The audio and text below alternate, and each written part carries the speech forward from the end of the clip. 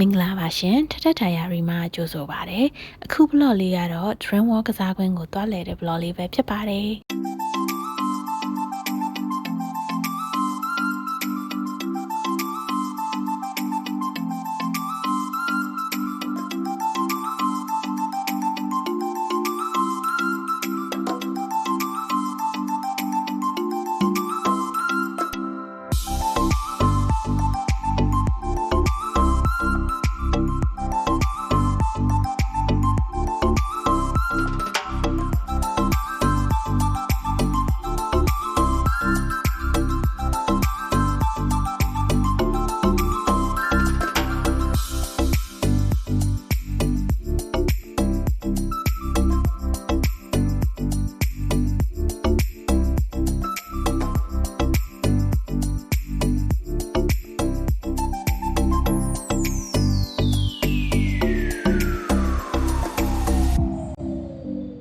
ပထမဆုံးအနေနဲ့ Giant House ကိုဝင်ဖြစ်ခဲ့ပါတယ်။ထပ်ထုသွားတဲ့နေ့ကထက်တန်းကျောင်းတစ်ကျောင်းရဲ့လေးလာရေးခီးလာတဲ့နေ့နဲ့သွားပြီးတိုက်ဆိုင်နေတာကြောင့်ကစားကွင်းတစ်ခုလုံးကလေးလေးတွေအပြည့်ပါပဲ။ထပ်တို့ထက်အရင် Giant House ထဲရောက်နေနေတဲ့ကလေးလေးတွေပါ။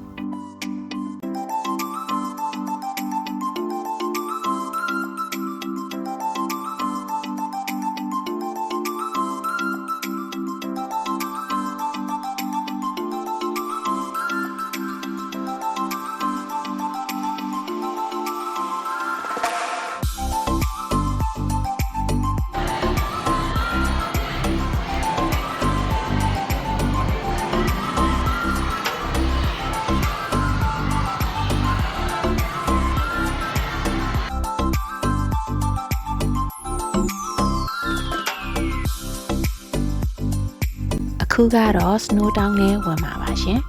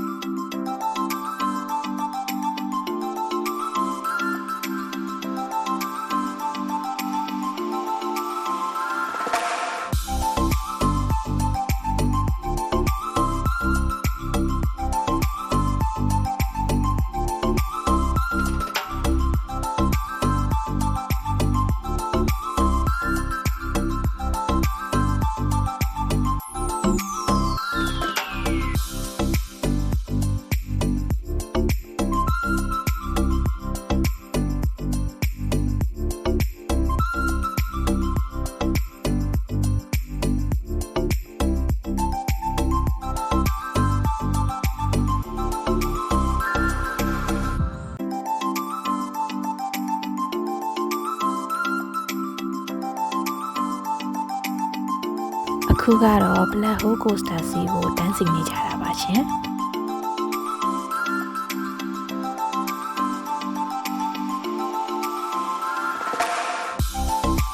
Black Hole Coaster စီးပြီးတော့ 4D Adventure စီဆက်လက်ချီတက်ပါတယ်ရှင်။ ။